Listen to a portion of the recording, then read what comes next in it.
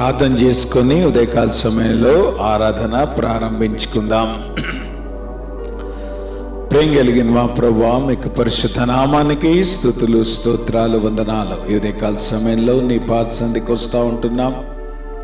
నీ బిడ్డలంగా నీ సన్నిధిలో చేరి నిన్ను స్తుతించటకు ఆరాధించటకు ప్రభువా మేము చేరి ఉండగా మీ సన్నిధి మాతో ఉంచమని ప్రార్థన చేస్తున్నాను. చేరి వచ్చిన వారిని బట్టి మీకు వందనాలు. ఇంకా రావాల్సిన వారిని కూడా సకాలంలో మీరు తీసుకురండి. ఈ సహవాసాన్ని మీరు దీవించండి.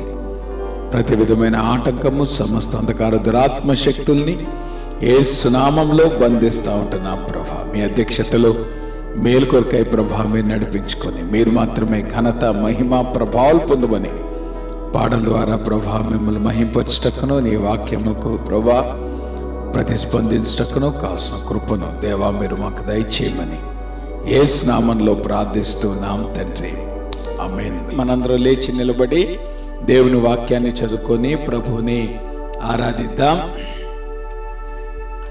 యోహాను సువార్త 6వ అధ్యాయం 58వ వచనం నుండి 66వ వచనం వరకు ఉన్నటువంటి భాగాన్ని మనం చదువుకుందాం. ప్రభునామ స్తోత్రాలు, మిమ్మల్ని వందనాలు. ఈ ఉదయకాలం ఏర్పాటు చేయబడిన పరిశుద్ధ వాక్యము యోహాను సువార్త 6వ అధ్యాయము 58 వచనం నుండి 66 వచనం వరకు చదువుకున్నాం. 66 వచనం అందరూ కలిపి చదువుకున్నాం. ఇదే పరలోకం నుండి దిగి వచ్చిన ఆహారము. పితరులు మన్నాను తినియు చనిపోనట్టు కాదు, ఈ ఆహారం తినివారు ఎల్లప్పుడూ జీవించునని నిశ్చయంగా మీతో చెప్పుచున్నానని.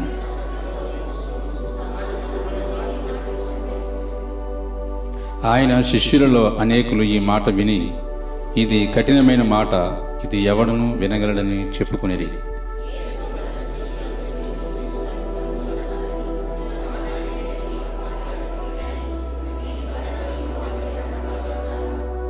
అలాగైతే మనుష్య కుమారుడు మునుపున్న చోటునకు ఎక్కుట మీరు చూచిన ఎడల ఏమందురు?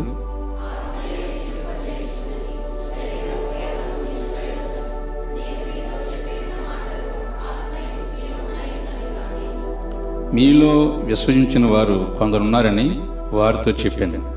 విశ్వసించని వారెవరో, తను అప్పగించబోవాడెవడో మొదటి నుండి యేసునకు తెలియను.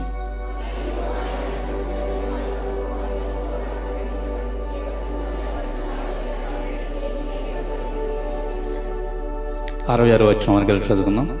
అప్పటి నుండి ఆయన శిష్యులలో అనేకులు వెనుక తీసి మరి ఎన్నడూ ఆయనను వెంబడింపలేదు. ప్రభు ఈ పరిశుద్ధ వాక్యం దీవించిన గాక, ఆమేన్. ప్రేమ కలిగిన మా ప్రభువా, మీకు పరిశుద్ధ నామానికి స్తుతులు స్తోత్రాలు వందనాలు. ఇంతవరకు ప్రభువా నేను స్తుతించటకు ఆరాధించటకు మీరు మాకు ఇచ్చిన తరుణాన్ని బట్టి మీకు వందనాలు. ఈ సమయంలో నీ వాక్యాన్ని మేము ధ్యానించినట్టుగా నీ వాక్యం ద్వారా మీరు మాతో మాట్లాడి మీరు మాత్రమే ఘనత, మహిమ, ప్రభావాలు పొందుమని యేసు నామంలో ప్రార్థిస్తున్నాం తండ్రి, ఆమేన్. ఉదయకాల సమయంలో మనం చదువుకున్నటువంటి దేవుని వాక్యాన్ని మనం ధ్యానం చేసుకుందాం.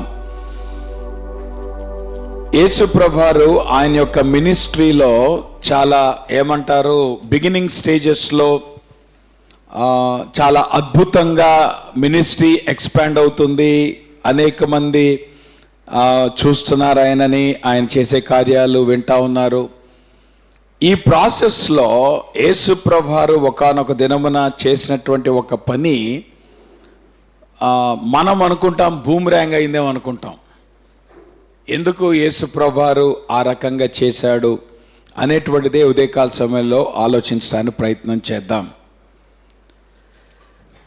యోహాను సువార్తలో ఉన్నటువంటి ఒక గొప్ప విషయం ఏంటంటే, యేసు ప్రభువుని అనేకమైనటువంటి కోణాల్లో యోహాను ప్రజెంట్ చేస్తాడు. మనము ఈ యొక్క 6వ అధ్యాయంలో మనం చదువుకున్నటువంటి భాగానికంటే ముందే యేసు ప్రభువారిని వాక్యముతో ప్రభు పోలుస్తాడు, యోహాను పోలుస్తాడు. ఆ తర్వాత ఆయనను ఆరాధించే విషయంలో వాక్యముతోనూ సత్యముతోనూ ఆత్మతోనూ అంటున్నప్పుడు గాడ్ ఈజ్ ట్రూత్ అనేటువంటి విషయాన్ని యోహాను ప్రస్తావిస్తూ ఉన్నాడు. 17వ అధ్యాయంకి వచ్చేటప్పటికి నీ వాక్యమే సత్యం అంటాడు. అంటే దేవుడు సత్యవంతుడైనటువంటి దేవుడు అనేటువంటి విషయాన్ని యోహాను అనేకమైనటువంటి థీమ్స్లో ఒక థీమ్గా ఈ సువార్తలో ప్రకటిస్తూ ఉంటున్నాడు. సో సత్యం అంటే ఏంటి, సత్యం అనేటువంటిది మనము ఎన్కౌంటర్ అయినప్పుడు ఏ రకమైనటువంటి పరిస్థితులు సంభవిస్తాయి అనేటువంటిదే ఉదయకాల సమయంలో మనం ఆలోచించడానికి ప్రయత్నం చేద్దాం. ఎందుకంటే ఇప్పుడు మనం చదువుకున్నటువంటి భాగంలో కానీ ట్రూలీ ట్రూలీ, వెరీలీ వెరీలీ ఇటువంటి మాటలు మనకి యేసుప్రభువారి యొక్క బోధనలో చాలా రిపీటెడ్గా కనపడతా ఉంటుంది. అందుకే నేను దీనికి ఏమని టైటిల్ ఇచ్చానంటే ట్రూలీ ట్రూత్, నిజంగా నిజం. ఎందుకు నిజంగా నిజం ఉండాలి అనిపిస్తుంది? ఈరోజు నిజాన్ని కూడా అందరు క్వశ్చన్ చేస్తున్నారు. అర్థమైందా? మీకు ఎవరైనా మాట చెప్పారనుకోండి, ముందు మీరు అనేది ప్రశ్న ఏంటి, నిజమేనా అంటే ఇప్పుడు అవతల అబద్ధం చెప్తున్నాడు అని అర్థం, అంతే కదా? ప్రతిసారి ఎందుకు నిజమేనా అని అడుగుతారు అంటే అవతల వాడు రిపీటెడ్గా అబద్ధం చెప్పే అలవాటు ఉంది కాబట్టి. అవునా? అలానే కదా, మాట్లాడేటప్పుడు నన్ను నమ్మండి పాస్టర్ గారు అంటారు. ఏంటి నమ్మేది అంటే ఒకసారి నమ్మంటారా అంటే మిగతాప్పుడు నమ్మకూడదా? అంటే ఎల్లప్పుడూ నమ్మడానికి ఉండదా? అప్పుడప్పుడు నమ్మడానికి ఉండదా? నా మాట మీకు అర్థమవుతుందా? అటువంటి సొసైటీలో మనం బతుకుతున్నాం. ట్రూత్ అనేటువంటిది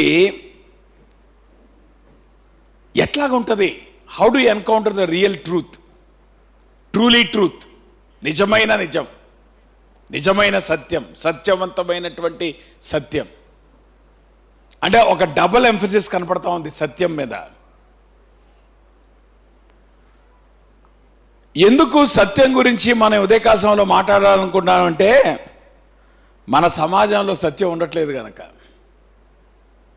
మనం మాట్లాడే మాటల్లో కంప్లీట్ ట్రూత్ ఉంటుందా, పార్షియల్ ట్రూత్ ఉంటుందా? కానీ పార్షియల్ ట్రూత్ను కూడా ట్రూత్ కింద మనం పరిగణిస్తూ ఉంటాం, అవునా కదా? కానీ దేవుని వాక్యం కనుక గమనిస్తే పార్షియల్ ట్రూత్ కూడా ట్రూత్ కాదు. ట్రూత్ అంటున్నప్పుడు దానిలో ఏమాత్రము లోపము లేనటువంటి ఆ నిజము, సత్యం ఏదైతే ఉందో అదే సత్యం. కొన్ని నువ్వు దాచిపెట్టావనుకో అది సత్యం అవుతుందా? సత్యం అవ్వదు. నువ్వు దాచిపెట్టినంత మాత్రం చేత నిజం అవ్వదు. అంటే సత్యం అంటున్నప్పుడు ఎటువంటి దాపరికము లేకుండా ఉన్నది ఉన్నట్టుగా మాట్లాడేదే సత్యం. యేసుప్రభువారు అది బోధించాడు, అది కోరుకున్నాడు. ఈరోజు లోకము గనక మనం గమనిస్తే దానికి చాలా కాంట్రాస్టింగ్గా కనపడతా ఉంది. ఏంటి ఆ కాంట్రాస్ట్ అంటే కనుక గమనిస్తే, ఉదాహరణకి మనం కొన్ని సినారియోస్ని మనం ఆలోచించినప్పుడు, ఉదాహరణకి ఎడ్యుకేషన్ గురించి ఆలోచించామనుకోండి అమ్మా, మనం పిల్లలకి ఏం చెప్తా ఉంటాం? అరే మీరు బాగా చదువుకుంటారా మంచి భవిష్యత్తు ఉంటుంది, బాగా చదువుకుంటారా మంచి భవిష్యత్తు ఉంటుంది, బాగా చదువుకుంటారా మంచి భవిష్యత్తు ఉంటుంది, బాగా చదువుకుంటారా మంచి భవిష్యత్తు ఉంటుంది. అంటే ఇప్పుడు ఏమవుతుంది? నువ్వు కంప్లీట్ ట్రూత్ చెప్తున్నావా, పార్షియల్ ట్రూత్ చెప్తున్నావా? మాట్లాడరే. కంప్లీట్ ట్రూత్ చెప్తున్నావా? నువ్వు బాగా చదువుకోరా, నువ్వు పలానా యూనివర్సిటీకి వెళ్ళి చదువుకోవాలరా అంటున్నావు, కానీ ఆ యూనివర్సిటీలో హాస్టల్ ఎట్లా ఉందో నీకు తెలుసా? ఆ యూనివర్సిటీలో ఫుడ్ ఎట్లా ఉందో నీకు తెలుసా? తోటి రూమ్మేట్స్ ఎట్లా ఉన్నారో నీకు తెలుసా? అంటే ఇప్పుడు నువ్వేం చేస్తున్నావు? Are you telling the complete truth? So ఆబ్వియస్గా పిల్లవాడు వాడు క్యాంపస్కి వెళ్ళగానే ముందు వాడు ఏం ఎన్కౌంటర్ చేస్తాడు? ఆ తర్వాత చదువు ముగించుకొని ఇదంతా వాడికి అక్కర్లేదు. ముందు క్యాంపస్కి వెళ్ళగానే అడిగి ఏం కనబడుతుంది? ఇప్పటిదాకా పాపం ఇంట్లో చక్కగా ఉన్నాడు, ఎక్కడికి వెళ్ళంగానే హాస్టల్ ఎట్లా కనబడుతుంది? అద్భుతంగా కనబడుతుందా? ఎప్పటిదాకా వాడు ఇంట్లో తిండి తింటాడు, హాస్టల్కి వెళ్ళిన తర్వాత ఏం చేస్తాడు?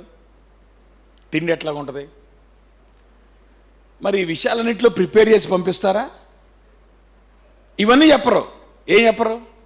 అరే రూమ్ భయంకరంగా ఉంటుందిరా, కంగారు పడమాక అని ప్రిపేర్ చేస్తారా? ప్రిపేర్ చేయరు. అరే ఫుడ్ అసలు బాగోదురా అని ప్రిపేర్ చేస్తారా? మీ భయం ఏంటి? ఇవన్నీ చెప్తే అటు చదువుకోడు కదా. మన రీజనింగ్ ఏమంటుంది? ఎందుకు మనం నెగిటివ్ విషయాలు మాట్లాడడం? ఇవన్నీ చెప్తే వీడు నిర్ణయం తీసుకున్నాడు ఏమంటాడు వీడు? సో ఇప్పుడు ఆబ్వియస్గా మనం చూడండి, ప్రతి ఏరియా కూడా మీరు గమనించండి. You are not telling the complete truth. You are not telling the complete truth. నువ్వు కంప్లీట్ ట్రూత్ చెప్పినప్పుడు వాడికి రియాలిటీ ఏంటో తెలియదు. సో రియాలిటీ వాడికి ఎప్పుడు అర్థమవుతుంది? ఆ క్యాంపస్కి ఎంతో జీవించడం ప్రారంభించిన తర్వాత అప్పుడు ప్రారంభమైతే కష్టాలు. హోమ్ సిక్నెస్ వస్తుంది, ఫుడ్ బాగాలేదంటాడు, లేదంటే ఇవన్నీ స్టార్ట్ అవుతాయి. సో ఇప్పుడు మీరు అరే చదువుకోరా, మంచి భవిష్యత్తు చదువుకోరా, ఇవన్నీ పక్కెళ్ళిపోతాయి. ఇప్పుడు ఈ 4 సంవత్సరాలు మీకున్నటువంటి టెన్షన్ ఏంటి? వాడు అక్కడ అడ్జస్ట్ కావాలి, అకామిడేట్ కావాలి, హెల్దీగా ఉండాలి. ఆ తర్వాత చదివి ఆడు బట్ట కడితే అప్పుడు చూద్దాం భవిష్యత్తు ఏంటో. ముందు 4 సంవత్సరాలు బట్ట కట్టాలి కదా. సో ఈ ప్రాసెస్లో మనం ఏం చేస్తున్నాము? Are we telling the complete truth? Are we preparing for the reality of life? అరే జీవితంలో వాస్తవం ఇదిరా, ఈ వాస్తవాన్ని గమనించుకో అని వాస్తవంలో మనం వాళ్ళని పెడుతున్నామా? లేదంటే వారిని మాయా ప్రపంచంలో పెట్టి అసలు వాస్తవాలు వాళ్ళకి చెప్పకుండా కింద మీద పడుతున్నామా? రైట్? సోషల్ మీడియా ఇది ఇంకొక పెద్ద మోసం. సోషల్ మీడియా ఏం చేస్తుంది? ద బెస్ట్ క్లిప్స్ ఆఫ్ లైఫ్ని సోషల్ మీడియాలో పెడతారు. ఏమా సోషల్ మీడియాలో మీరు పెట్టేది ఏంటి? చాలా అద్భుతమైన క్లిప్స్ అవి. చాలా అంటే మీ లైఫ్లో ఉన్నటువంటి బెస్ట్ని తీసుకెళ్ళి ఎక్కడ పెడతారు మీరు? మీ లైఫ్లో ఉన్న దరిద్రాన్ని తీసుకెళ్ళి పెడతారా? ఎందుకు పెట్టరు? మీ లైఫ్లో ఉన్నటువంటి వర్స్ట్ని తీసుకెళ్ళి ఎందుకు సోషల్ మీడియాలో పెట్టరు? సో ఇప్పుడు సోషల్ మీడియాలో మీరు నిజాన్ని చెప్తున్నారా, అబద్ధాన్ని చెప్తున్నారా? మాట్లాడరేంటమ్మా? బెగ్దీసిపోయారండి. ఇంకా ప్రసంగం చాలా ఉంది, ఇంకా ఎంటర్ అవ్వలేదు. మీరు ముందే బెదిసిపోతే ఎట్లాగా? పాస్ గారు ఎక్కడికి వెళ్తున్నారు అన్నట్టుగా ఉంది మీకు కదా. అర్థమవుతుందా? సో ఇప్పుడు సోషల్ మీడియాలో నువ్వేం చేస్తావు? అబద్ధం ఆడతావు, నిజం చెప్తున్నావా? ఎందుకు ఒక రాంగ్ వ్యూ ఆఫ్ లైఫ్ని ప్రెజెంట్ చేస్తున్నావు? అందుకే జాగ్రత్త. మీరు ఫేస్బుక్లో పెట్టేవి యథార్థమైనది కాకపోతే పెట్టమాకండి, ఉపయోగం లేదు. Why do you want to present non reality of life and living in illusion rather than having the courage to face the truth? సత్యాన్ని ఎదుర్కొనే దమ్ము లేక అబద్ధాన్ని ఎందుకు ప్రెజెంట్ చేస్తావు జీవితంలో? అది సత్యం కాదే. ఈరోజు సోషల్ మీడియా ఎట్టదారిపోయిందంటే నీ వీక్నెస్ని కూడా భలే ఫ్రేమ్ చేసి పెడతావు, పాజిటివ్గా పెడతావు. నా మాట మీకు అర్థమవుతుందా? నువ్వు పాజిటివ్గా పెట్టేవేమో సగం దాచేసినవి. సరే, ఒకవేళ నీ వీక్నెస్ కూడా పెట్టాలనుకుంటే ఏం చేస్తావు? అందమైనటువంటి ఫ్రేమ్ వేసి నీ వీక్నెస్ కూడా చాలా పాజిటివ్గా ప్రజెంట్ చేస్తావు. ఎక్కడ? సోషల్ మీడియాలో. అబద్ధం కాదు అది? Is it the truth? సరే, ఈరోజు మనం కొనే వస్తువులు కంపెనీ వాడు ఏం చేస్తాడు? కొన్ని కోట్లు పెట్టి అడ్వర్టైజ్ చేస్తాడు. వాడు ఎందుకు అడ్వర్టైజ్ చేస్తాడు? ఆ అడ్వర్టైజ్మెంట్లో వాడు ఏం చూపిస్తాడు? తలతల్లాడే నిర్మా. నాకు తెలిసి నా లైఫ్లో ఇప్పటికీ 40 ఏళ్ళ 50 ఏళ్ళు వస్తాయి, ఆల్మోస్ట్ ఈ సంవత్సరంతో 50 వస్తాయి. నేను అంత తలతేడా షర్ట్ ఎప్పుడు చూడలేదే ఉతికినప్పుడు. చూసారు మీరు ఎవరన్నా? ఏమప్పుడు మీరు చూసారా? కానీ మీరు దేనికి ఆకర్షితులు అయ్యారు? నిర్మా వాషింగ్ పౌడర్ చూసి. ఇది ఎప్పుడో గతంలో కదా, మనం 40, ఇప్పుడు అది కూడా రాట్లా. ఓకే, సో చూసి ఏమనుకున్నారు? అబ్బా అది వాడితే మన షర్టు దగదగా మెరిసిపోతుంది. చెప్పండి, ఎంతమంది దగదగ మెరిసే షర్ట్ ఎత్తుకుని తిరుగుతున్నారు చెప్పండి. సో ఇప్పుడు ఏమైతుంది? అది సత్యమా, అది మోసమా? Is it complete truth or partial truth? So ఇప్పుడు కంపెనీ వాడు ఎంత డబ్బులు వాడు వెచ్చిస్తున్నాడు? దేనికి? నేను ఇంప్రెస్ చేయటానికి. దేని కొరకు ఇంప్రెస్ చేయాలి? Is it towards the truth or the partial truth of life? నేనేమంటానంటే అక్కడ దగదగా ఉండదు. అట్లానే మామూలు బట్ట ఎందుకు పెట్టాం?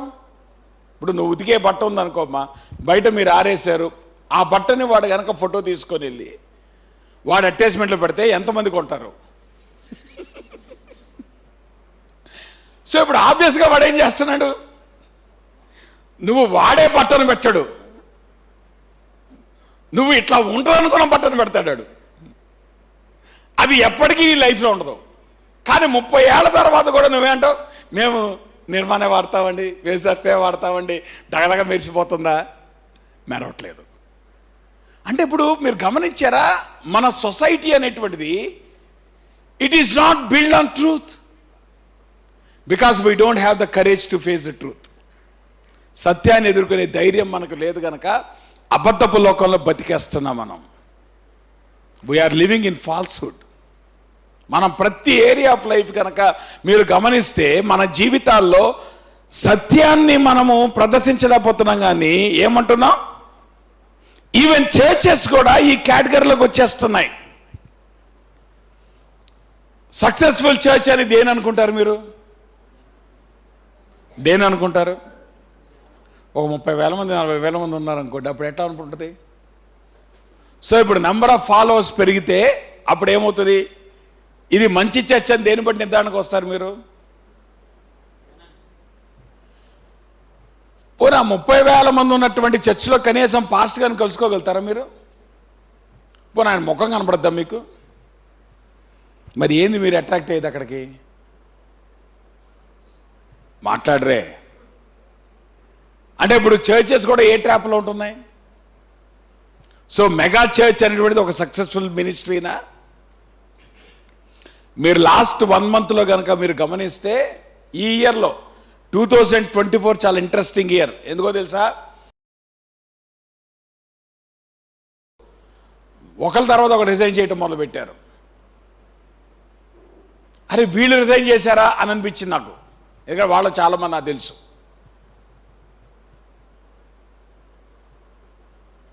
కారణం ఏంటంటే వాళ్ళలో ఉన్నటువంటి రహస్య పాపం. కానీ గత 30-40 సంవత్సరాల నుండి వాళ్ళు చేసినటువంటి పరిచర్యలో వాళ్ళు పాపాన్ని దాచిపెట్టారు. వాళ్ళు దేన్ని చూపించారు? అమ్మాది ఎల్లకాలం నువ్వు మోసం చేయగలవా? సో ఆబ్వియస్గా ఈ ఇయర్లోనే there were many pastors who have resigned, the so called mega church pastors. Be careful. వాళ్ళందరూ చెప్పినటువంటి కామన్ అంశం ఒకటే, మా జీవితంలో ఈ రహస్య పాపం కొన్ని సంవత్సరాల క్రితం చేశాం కాబట్టి దాన్ని మేము చింతిస్తూ రిజైన్ చేశాం. అంటే దాని అర్థం ఏంటి? కొన్ని సంవత్సరాల క్రితం ఆ పాపం వాళ్ళు చేసినప్పటికీ కూడా ఇన్ని సంవత్సరాలు వాళ్ళు పరిచర్ని ఎట్లా చేశారు? అబద్ధం కాదు అది?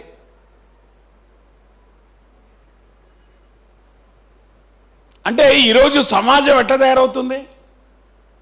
నువ్వు నిజంలో బతుకుతున్నావు, అబద్ధంలో బతుకుతున్నావు, ఎవడు మోసం చేస్తావు? At the end of the day ఎవరిని డిసీవ్ చేస్తున్నావు నువ్వు? Is your life truthful? నీ జీవితాన్ని సత్యం అనేటువంటిది అనుసరించి బతుకుతున్నావా? ఎందుకంటే ఈ 6వ అధ్యాయంలో యేసు ప్రభువారు ఆల్ ఆఫ్ ఎ సడన్ ఆయన టీచింగ్లో శైలిని మార్చాడు.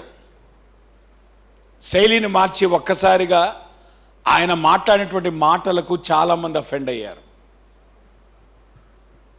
ఎందుకు యేసుప్రభువారు అట్లా మాట్లాడి ఉండాలి? అట్లా మాట్లాడకపోతే చాలామంది ఫాలోవర్స్ ఉండేవాడు కదా, ఓ పెద్ద మెగా చర్చ్ అయ్యేది కదా. యేసుప్రభువారు పెద్ద మెగా చర్చ్ ప్రీచర్ అయ్యేవాడు కదా. ఈరోజు జనాలు దానికోసమే ఆరాటపడుతుంది. మనకు సాక్ష్యం అక్కర్లా, మనకు బతుకక్కర్లా, ఏముంటే సరిపోద్ది? ఫాలోవర్స్ ఉంటే చాలు. ఫేస్బుక్లో ఫాలోవర్స్ ఉంటే చాలు, యూట్యూబ్లో ఫాలోవర్స్ ఉంటే చాలు. కానీ బతుకక్కర్లా, సత్యం అక్కర్లే. మరి యేసుప్రభువారు ఎందుకు ఆయన ఈ పనిని చేశాడు? Why did Christ drive this people away? ఎందుకు ప్రపంచం మనల్ని మోసములో మనల్ని ఎందుకు కొనసాగిస్తుంది అనేటువంటిది కనుక గమనిస్తే, మనందరికీ ఉన్నటువంటి ఒక ఆరాటం, అందరికీ ఉన్నటువంటి ఒక డిజైర్ ఏంటంటే you want to get the best in life. జీవితంలో చాలా బెస్ట్ని మనం పొందుకోవాలి అని కోరుకుంటూ ఉంటాం. సో మార్కెటింగ్ స్ట్రాటజీ కనుక మనం గమనిస్తే వీళ్ళు కొన్ని కోట్లు ఖర్చు పెడతారు. మిలియన్స్ స్పెండ్ చేస్తారు. దేని కొరకంటే they want to show you the best. నీకు కావాల్సిన ఏంటి? బెస్ట్ కావాలి. వాళ్ళకి కావాల్సిన ఏంటి? నువ్వు బెస్ట్ని సంపాదించుకోవాలి కనుక వాళ్ళు ద బెస్ట్ని నీకు చూపిస్తారు. ప్రపంచమంతా కూడా ద బెస్ట్ని చూపిస్తుంది. సో ఇప్పుడు నిన్ను గనక వాళ్ళు మోటివేట్ చేయాలంటే, నిన్ను గనక వాళ్ళు అట్రాక్ట్ చేయాలంటే నెగిటివిటీని చూపిస్తే కుదరదు. ఏం చూపించాలి? పాజిటివిటీని చూపించాలి కదా. దానిలో వచ్చేటువంటి డౌన్ఫాల్ ఏంటో తెలుసా? నిజమే, జీవితంలో బెస్ట్ ఉంది, మనం బెస్ట్కి అట్రాక్ట్ అవుతాం. కానీ ఈ ప్రాసెస్లో జీవితంలో వర్స్ట్ కూడా ఉందండి. అమ్మా, లైఫ్ అంతా బెస్ట్ ఉంటే ఇక ప్రాబ్లం ఉందమ్మా. లైఫ్ అంతా బెస్ట్ ఉంటుందా? లైఫ్లో బెస్ట్ ఉంది, కానీ లైఫ్ అంతా బెస్ట్ ఉంటుంది కదా. లైఫ్లో ఏముంటుంది? కొన్ని వర్స్ట్ సిచ్యువేషన్స్ కూడా ఏర్పడతాయి. అప్పుడు ఏమవుతుంది? నీ ఫోకస్ ఎప్పుడు బెస్ట్ మీద ఉంది కనుక నీ జీవితంలో వర్స్ట్ సిచ్యువేషన్ ఎదురైనప్పుడు దాన్ని హ్యాండిల్ చేయలేవు. అందుకే ఈరోజు జీవితాన్ని హ్యాండిల్ చేయడం చాలా మందికి చేత కాటలేదు. Because they are not prepared to handle the crisis. ఎందుకు క్రైసిస్ని హ్యాండిల్ చేయడానికి ప్రిపరేషన్ లేదంటే you always decide the best, you opted for the best. In the process నువ్వేం చేసావంటే క్రైసిస్ ఉంటుందనే సంగతి మర్చిపోయావు. జీవితంలో బెస్ట్ మాత్రమే కాదు, వర్స్ట్ కూడా ఉంటుందని మర్చిపోయావు. సో ఈ ప్రాసెస్లో ఏమైందంటే, ఎప్పుడైతే నీ జీవితంలో ఒక షాక్ వచ్చిందో, ఎప్పుడైతే నీ జీవితంలో అనుకోనటువంటి సంఘటన అనుభవించిందో, ఎప్పుడైతే నువ్వు అనుకోనటువంటి సంఘటన నీ జీవితంలో ఒక క్రైసిస్ వచ్చిందో, కంగారు పడిపోతున్నావు, కింద మీద పడిపోతున్నావు. Because you are not prepared to handle the crisis in life. నేను అంటున్నాను, ఈరోజు ప్రపంచంలో ఉన్న పెద్ద ప్రమాదం ఇదే. మనము బెస్ట్ కొరకే ప్రయత్నం చేస్తున్నాం, మన పిల్లలు కూడా బెస్ట్ సంపాదించాలని ప్రయత్నం చేస్తున్నాం. ఈ ప్రాసెస్లో వాళ్ళకు బెస్ట్ అనేటువంటి ముసుగు వేసి వాళ్ళను రియాలిటీలో మనం బతకనీయట్లే. వాళ్ళకి రియాలిటీ అర్థం కావట్లే. వాళ్ళకు తెలిసిందల్లా కూడా you have to achieve the best. కానీ లైఫ్లో బెస్ట్ ఒకటే ఉందమ్మా, లైఫ్లో వర్స్ట్ కూడా ఉంటుంది. ఈ ప్రాసెస్లో నువ్వు ఎప్పుడైతే రియాలిటీలో బతకవో, నువ్వు ఎప్పుడైతే బెస్ట్ అనేటువంటి ఒక కలల ప్రపంచంలో బతుకుతావో, కలలు ఎంతో కాలం ఉండవు. ఒకానొక దినమున జీవితం తలకిందులైతుంది. జీవితం తలకిందులైనప్పుడు చేతకాని వాడిగా తయారైపోతున్నావు. కారణం ఏంటి తెలుసా? You are not prepared for the worst. That is the problem of life. అది డౌన్ సైడ్. సో ప్రపంచం ఏం చేస్తుందంటే నిన్ను బెస్ట్ చూపించి నిన్ను అట్రాక్ట్ చేస్తుంది, బెస్ట్ వైపు నిన్ను నడిపించడానికి ప్రయత్నం చేస్తుంది. కొన్ని కోట్లు ఖర్చు పెట్టి నువ్వు బెస్ట్కి అట్రాక్ట్ అయ్యేటట్లు ప్రపంచం బతుకుతూ చేస్తుంది. కానీ నీ జీవితంలో రియాలిటీని ఫేస్ చేయడానికి ప్రపంచం నేను సిద్ధపరచట్లేదు. Be careful. దీనికి భిన్నంగా గాస్పెల్ మెథడ్ ఏంటి, దేవుని వాక్యములో ఉన్న విధానం ఏంటి అనేటువంటిది కనుక గమనిస్తే, దేవుని వాక్యం ఎప్పుడు కూడా సత్యాన్ని ప్రకటిస్తుంది. God's word always tells the truth. Truth అంటే దాని అర్థం ఏంటో తెలుసా? దేవుని వాక్యం బెస్ట్ని చూపిస్తుంది, దేవుని వాక్యం వర్స్ట్ని కూడా చూపిస్తుంది. అది ట్రూత్ అంటే. దానివల్ల వచ్చేటువంటి అడ్వాంటేజ్ ఏంటి? దేవుని వెంబడించేటువంటి క్రమంలో నీ జీవితంలో బెస్ట్ టైమ్స్లో నువ్వు దేవునితో ఆనందించగలుగుతావు. నీ జీవితంలో వర్స్ట్ టైమ్స్లో, క్రైసిస్ టైమ్స్లో నువ్వు దాన్ని హ్యాండిల్ చేయగలుగుతావు. కారణం ఏంటంటే దేవుని వాక్యం ఎప్పుడు కూడా నిన్ను ఫ్యాంటసీ వరల్డ్లో పెట్టలేదు, కలల ప్రపంచంలో పెట్టలేదు. దేవుని వాక్యం ఎప్పుడు కూడా, సత్యం ఎప్పుడు కూడా నిన్ను వాస్తవ ప్రపంచంలో ఉంచుద్ది. ఆ వాస్తవ ప్రపంచం అనేటువంటిది నీ కళ్ళ ముందు దేవుని వాక్యం పెడతా ఉన్నప్పుడు always it's an advantages thing. కారణం ఏంటి? You are not only prepared for the best, you are also prepared for the crisis. ఎందుకు ఈ రోజున సూసైడల్ టెండెన్సీస్ పెరిగిపోతున్నాయి? ఎందుకు ప్రజలు జీవితాన్ని జీవించే దమ్ము లేదు? కారణం ఏంటో తెలుసా? You are not tune to handle the crisis in life. కారణం ఏంటంటే మనం ఎప్పుడు కూడా మన దృష్టి కానీ, మన ఫోకస్ కానీ, మన తాపత్రయం కానీ to achieve the best in life. ఈ ప్రాసెస్లో నువ్వు ఒకటి మర్చిపోతున్నావు, బెస్ట్ కాదు, లైఫ్లో వర్స్ట్ కూడా ఉంది. అది ట్రూత్. అందుకే యేసుప్రభు వారు ఇక్కడ ఆయన ఏం చేస్తున్నాడంటే కాన్షియస్గా ఆయన మాట్లాడుతున్నాడు. ఎందుకు మాట్లాడుతున్నాడు? యేసుప్రభు నమ్ముకోవటం వల్ల జీవితం అద్భుతంగా అయిపోద్ది అనేటువంటి భ్రమలో ఉండమాకండి. చాలామంది యేసుప్రభుని ఎందుకు నమ్ముకున్నారంటే జీవితం ఏదో అయిపోద్ది అనుకున్నారు. అందుకే చాలామంది అంటారు, పాస్టర్ గారు ఏదో అయిపోద్దని ప్రభుని నమ్ముకున్నామండి, జీవితం ఎట్టాగా ఉందండి అని ఎందుకు అనుకుంటున్నావు? అంటే నువ్వు సత్యాన్ని నువ్వు గ్రహించలేదు. దేవుని వెంబడించటంలో అసలు సత్యాన్ని నువ్వు తెలుసుకోలేదు. అందుకనే దేవుణ్ణి వెంబడించేటువంటి పరిస్థితి నీకు లేదు.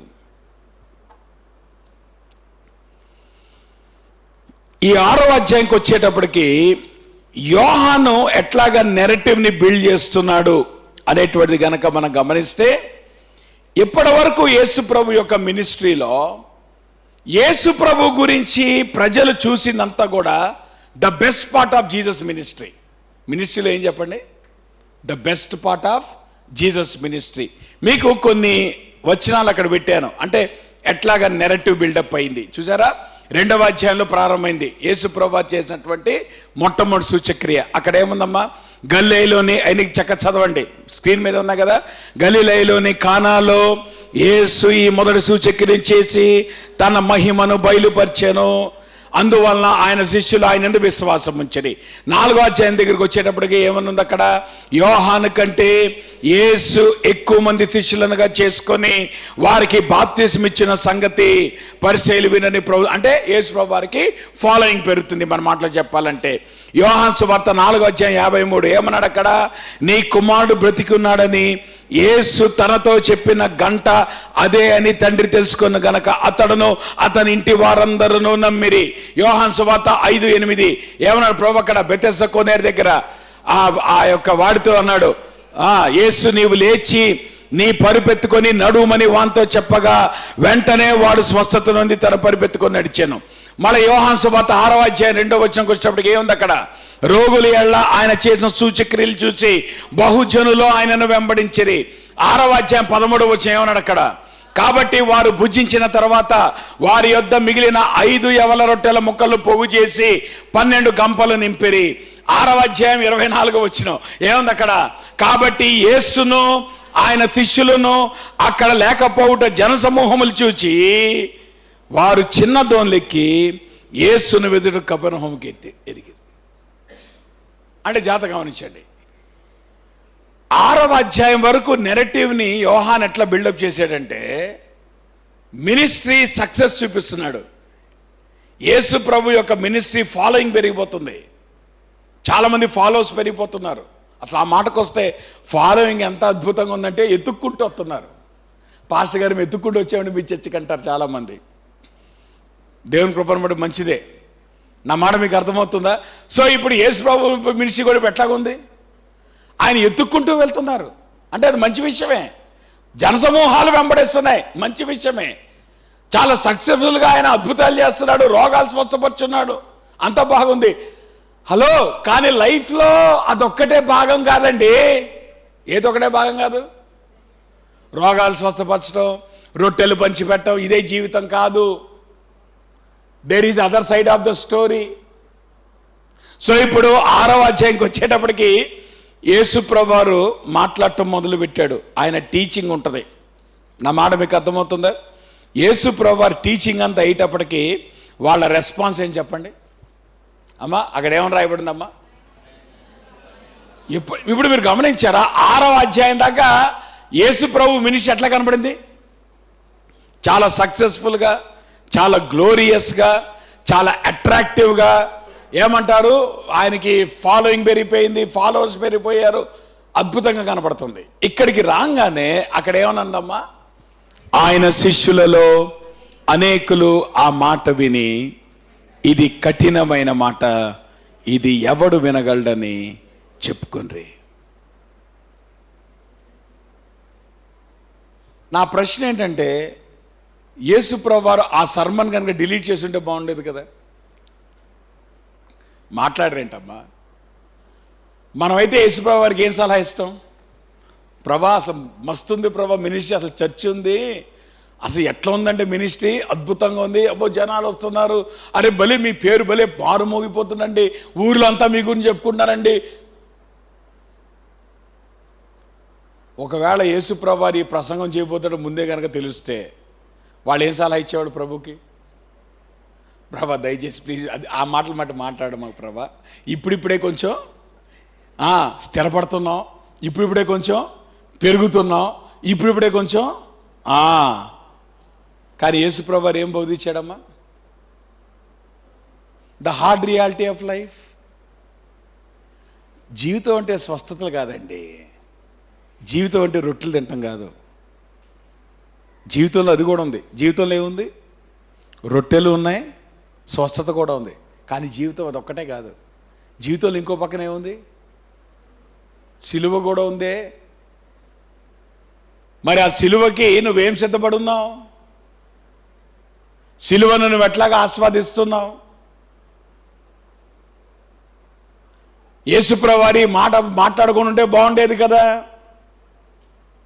ఆ మాటకు వస్తే ఇదే అధ్యాయంలో యేసుప్రభు వారు ట్రూలీ ట్రూలీ అనేటువంటి వర్డ్ 4 సార్లు వాడతాడు ఆయన టీచింగ్లో. అంటే ఆయన తన బోధను ఉద్ఘాటిస్తున్నాడు. అంటే పైపైన బోధ చేయట్లా, ఆయన కన్విక్షన్తో మాట్లాడుతున్నాడు. ఇది సత్యము అనేటువంటి కన్విక్షన్తో మాట్లాడుతున్నాడు. ఇది మీరు చేయాల్సిందే అని మాట్లాడుతున్నాడు. ఇది కఠినమైనప్పటికీ కూడా మీరు వెంబడించాల్సిందే అని మాట్లాడుతున్నాడు.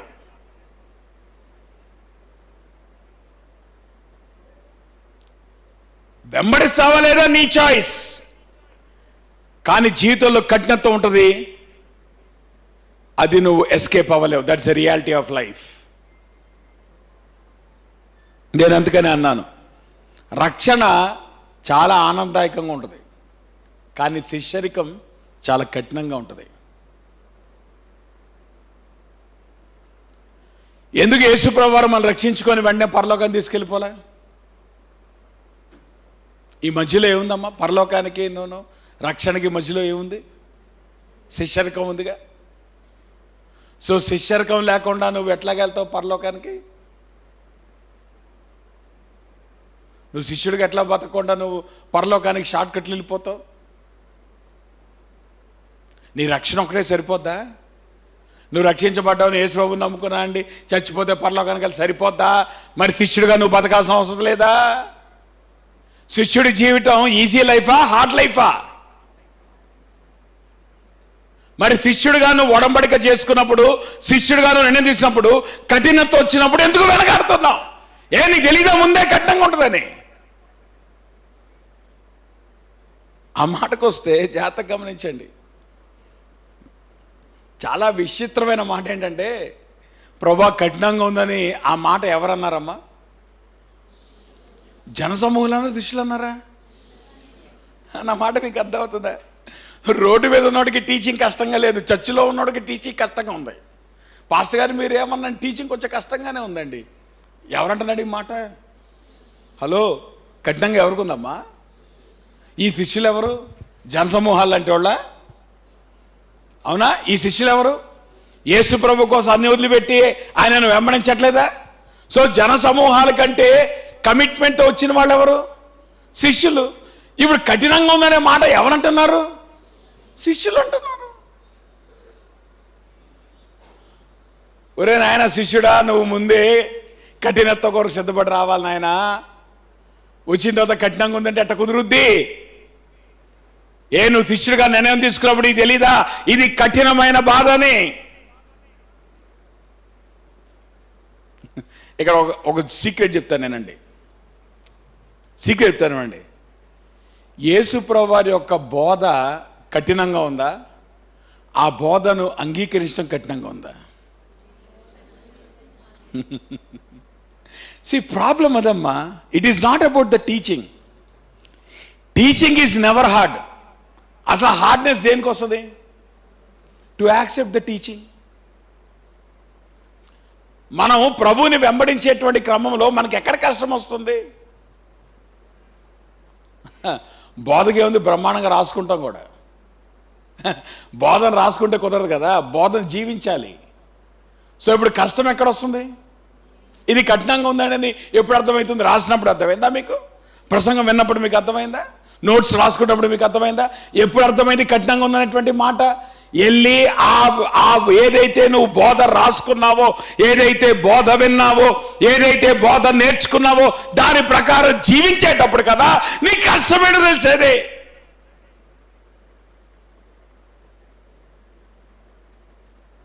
నీ కాలింగ్లోనే you are a disciple. So నీ కాలింగ్లోనే డిసైపుల్షిప్ ఉంటే కఠినంగా ఉందని నువ్వు ఎట్లాగంటావు? నువ్వు ప్రిపేర్ అవ్వాలి కదా కఠినం కొరకు.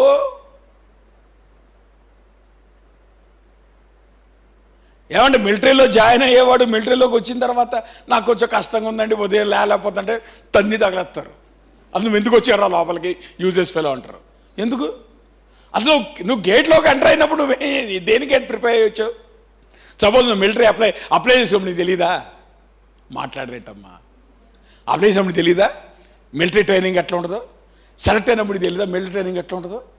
అక్కడికి వచ్చిన తర్వాత ట్రైనింగ్ మొదలెట్టిన తర్వాత నేను ఫస్ట్ డే కమెంట్ లేవరా అంటే కొంచెం కష్టంగా ఉందండి, ఎట్ట కుదురుద్ది?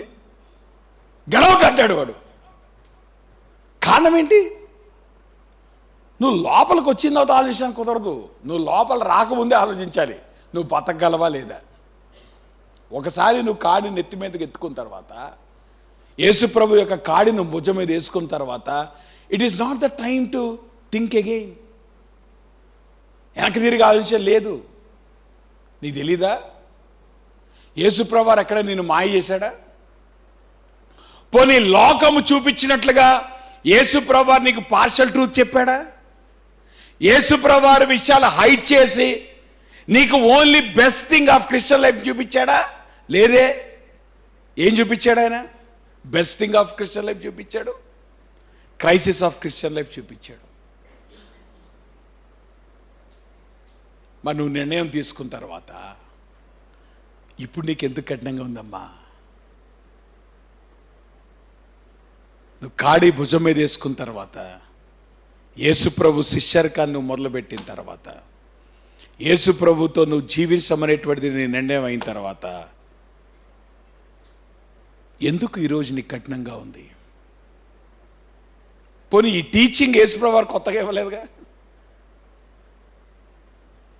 ఏమ్మా ఇప్పుడు మనకు ప్రాబ్లం ఏంటి? టీచింగ్ ప్రాబ్లమా, టీచింగ్ని జీవించడం ప్రాబ్లమా? మన జీవితంలో కఠినత దేనికి వస్తుంది? ఏమ్మా ఇక్కడ ఉన్నంతకాలం మీకేం బాగాలేదు, బ్రహ్మాండంగా ఉంది, చక్కగా కూర్చున్నారు, అందరూ వింటున్నారు వాక్యం, కొంతమంది రాసుకుంటున్నారు, మంచిదే, దేవుని స్తోత్రం. కానీ ఎక్కడ మనకి బయటకు వస్తుంది కథ?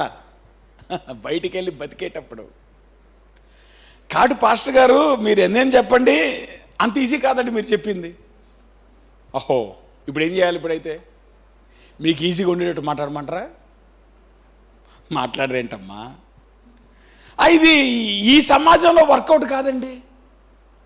ఇప్పుడు ఎవరు చేస్తారు పాస్టర్ గారు? ఇప్పుడు ఏం చేద్దామైతే? కష్టంగా ఉందిగా టీచింగ్ మారుద్దామా? మాట్లాడరేంటమ్మా? కష్టంగా ఉందిగా టీచింగ్ మారుద్దామా? ఏం చేద్దాం ఇప్పుడు? See, this is the problem with life.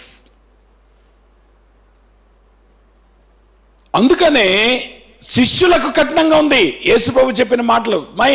అమ్మా ట్రూత్ ఈజ్ ఆల్వేస్ డిఫికల్ట్. సత్యము ఎప్పుడు కఠినమైనదే. సత్యం ఎప్పుడు మెత్తమెత్తగా ఉండదు, సత్యం ఎప్పుడు హాయిగా ఉండదు, సత్యం ఎప్పుడు కంఫర్టబుల్గా ఉండదు, సత్యం ఎప్పుడు కఠినంగానే ఉంటుంది.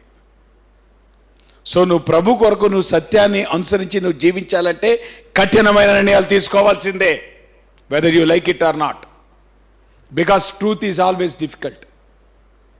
You can't compromise the truth. నీ కష్టం ఉందని చెప్పి నువ్వు సత్యాన్ని కాంప్రమైజ్ చేయలేవే. యేసుప్రభు వారి టీచింగ్ ఫాలో అవటం కష్టంగా ఉంది కాబట్టి యేసుప్రభు వారి టీచింగ్ మార్చుకున్నాడా? కాన్సెప్ట్స్ ఏమైనా మార్చాడా? అంటే అర్థం ఏంటి? ఆయన వాస్తవాన్ని మాట్లాడుతున్నాడు. వాస్తవాన్ని నువ్వు అంగీకరించాల్సిందే. వాస్తవాన్ని అది ఎట్లాగున్నా మన జీవితంలో let's face it, what is the real issue? మన జీవితాల్లో రియల్ ఇష్యూ ఏంటో తెలుసా? మనము చాలామంది దేవుని కొరకు పైపైన బతుకుతున్నాం, కంప్లీట్గా మన జీవితాలు సరెండర్ చేయట్లేదు. కారణం ఏంటంటే, ఎందుకు మనం పైపైన బతుకుతున్నాం, ఎందుకు అన్ని విషయాల్లో మనం దేవునికి లోబడలేకపోతున్నాం అంటే, కొన్ని విషయాలు మార్చుకోవటం మనకి ఇష్టం లేదు. కొన్ని పాపాలు నిన్ను వదిలిపెట్టట్లా, కొన్ని అవిధేయతలు నిన్ను వదిలిపెట్టట్లా, కొన్ని రిలేషన్షిప్స్ నిన్ను వదిలిపెట్టట్లా, కొన్ని అలవాట్లు నిన్ను వదిలిపెట్టట్లా. నీకు అది మార్చుకోవటం ఇష్టం లేదు, నువ్వు వాటిని వదిలిపెట్టడం నీకు ఇష్టం లేదు కనుక సత్యాన్ని నువ్వు అంగీకరించలేకపోతున్నావు. It is not the problem of the truth. సత్యంతో ప్రాబ్లం కాదు.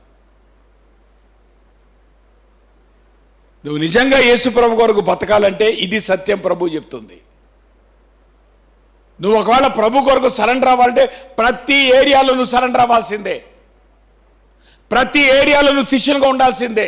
అంతేగాని నీకు కావలసిన కొన్ని విషయాల్లో నేను శిష్యునిగా ఉంటానండి, కొన్ని విషయాల్లో నేను చేయలేనంటే కుదరదు. That is not discipleship.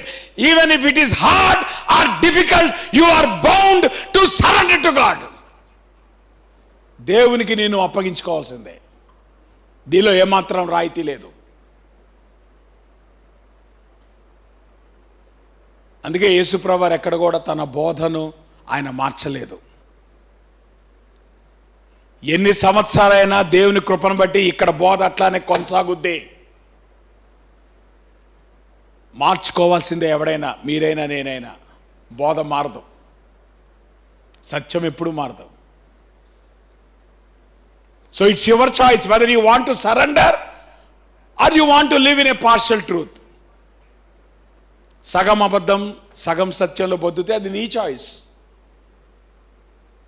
కానీ దాన్ని బట్టి సత్యము మారదు. ఏ అలవాట్లు బట్టి నువ్వు ప్రభు దగ్గర రాలేకపోతున్నావు వాటిని తీసివేసుకో.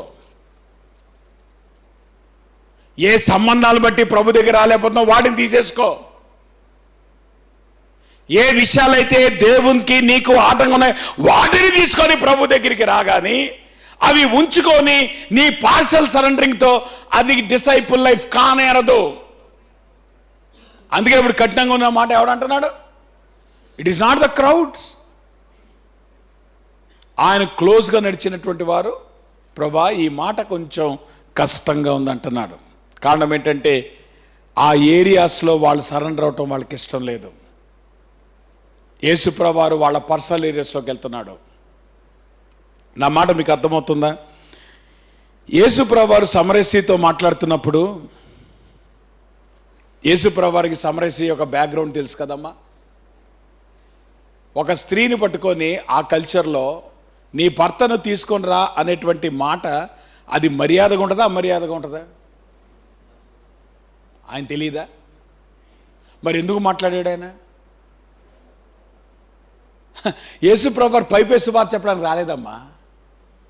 నువ్వు నిజంగా యేసుప్రభు యొక్క సువార్తను అంగీకరించాలంటే నీ జీవితంలో ఉన్న పాపాన్ని వదిలిపెట్టకుండా ఆ సువార్తను నువ్వు గ్రహించలేవు. నీ జీవితంలో ఉన్నటువంటి పాపాన్ని నువ్వు వదిలిపెట్టకుండా, సంపూర్తిగా నువ్వు వదిలిపెట్టకుండా శిష్యునిగా ఈ లోకంలో బతకలేవు. నికోదేముతో ప్రభు ఏమన్నాడు? నికోదేము మంచి పరిసయుడు కదా, మంచి బోధకుడు, మంచి పేరున్నవాడు. అయితే ఏంటంట, యేసుప్రభు వారు ఏమన్నాడు? నికోదేము నువ్వు మారు మనసు పొందాలా అన్నాడు. అది కష్టంగా ఉందా ఈజీగా ఉందా నికోదేముకి? అంతవరకు ఎవరైనా మాట చెప్పుంటారా? అంతవరకు అందరూ ఏమంటారు? నికోదేము నువ్వు సూపర్ అన్నా, నువ్వు సూపర్ అన్నా, నువ్వు భలే ప్రీచింగ్ చేస్తావు, నువ్వు భలే టీచింగ్ చేస్తావు, అబ్బాయి నీ లైఫ్ భలే ఉందన్నా, అందరూ సూపర్ సూపర్ అన్నోళ్ళే. యేసుప్రభు ఒక్కడన్నాడు నువ్వు మారాలి అన్నాడు. ఇది ఎక్కడ మాట ప్రభువా? ఇది ఎక్కడ మాట ప్రభువా? అంతే. నువ్వు యేసుప్రభు దగ్గరికి వస్తే నీ వాస్తవం తీయాల్సిందే బయటికి. You can't hide your reality. God knows your reality. నువ్వు ఆ రియాలిటీని బయట తీసి నువ్వు ఒప్పుకోకుండా నువ్వు శిష్యుడికి ఎట్లా కొనసాగుతావు? ఆ రియాలిటీని నీకు తీయటం ఇష్టం లేదు, ఆ రియాలిటీని నువ్వు ఒప్పుకోవటం ఇష్టం లేదు, ఆ రియాలిటీని నీకు మార్చుకోవటం ఇష్టం లేదు కనుక యేసు ప్రభు బోధ నీకు కష్టంగా ఉంది, శిష్యరకం నీకు కష్టంగా ఉంది. కానీ యేసు ప్రభు నిన్ను బట్టి బోధన మార్చడు, నిన్ను బట్టి వాస్తవాన్ని మార్చడు. నువ్వు ఆయన టర్మ్స్కి రావాల్సిందే, ఆయన నీ టర్మ్స్కి రాడు.